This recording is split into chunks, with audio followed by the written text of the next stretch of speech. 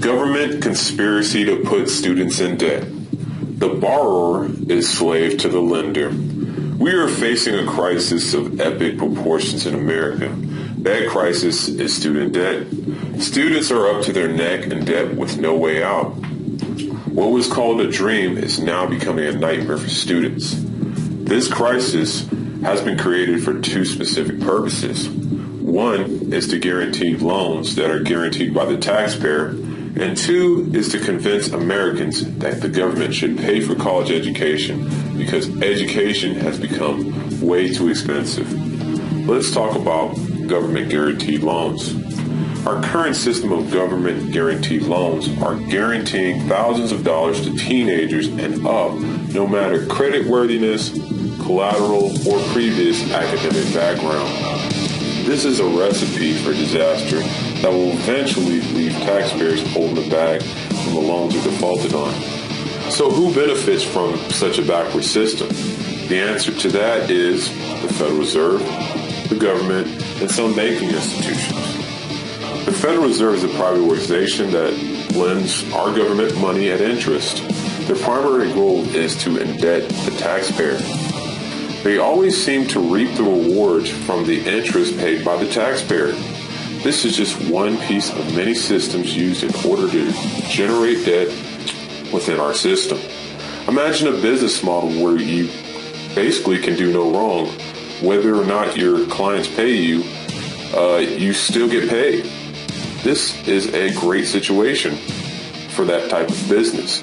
This is the exact system that the banking institutions have created when they're privatizing their profits and pushing any losses over to the taxpayer.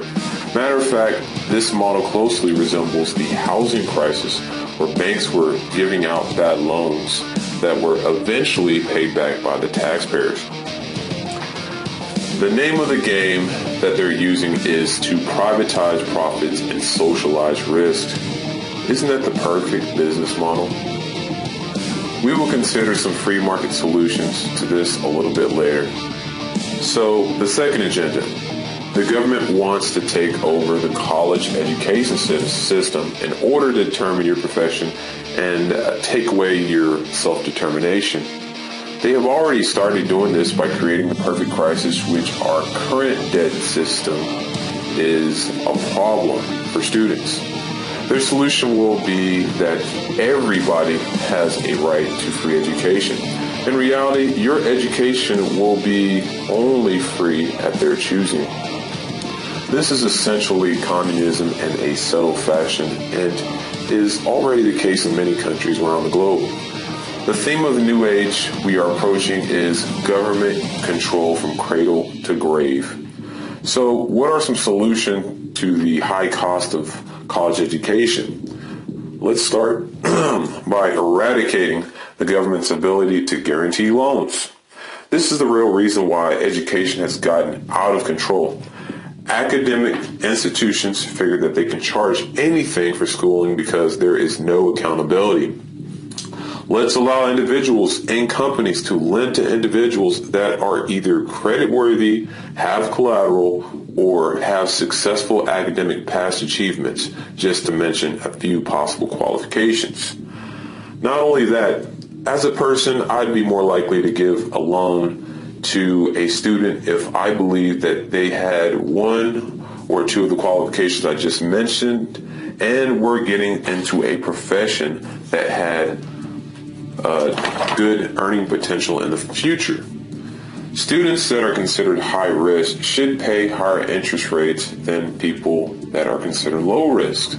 This will actually have students competing for better grades, better credit, and choosing better professions, as well as better qualifications in general. In other words, you reap what you sow. What happens to students that don't have the academic past or any other qualifications of merit? They simply save up, get jobs, or do both. This system could be also mutually beneficial to the aging population or the baby boomers that now have nowhere to put their money due to low interest rates. This could be the perfect free market solution where the older generation will be investing in the younger generation. It's always better if we, the people, give or lend money to the people we think are worthy than the government who gives it out without discretion. So thank you for listening, and remember to share knowledge.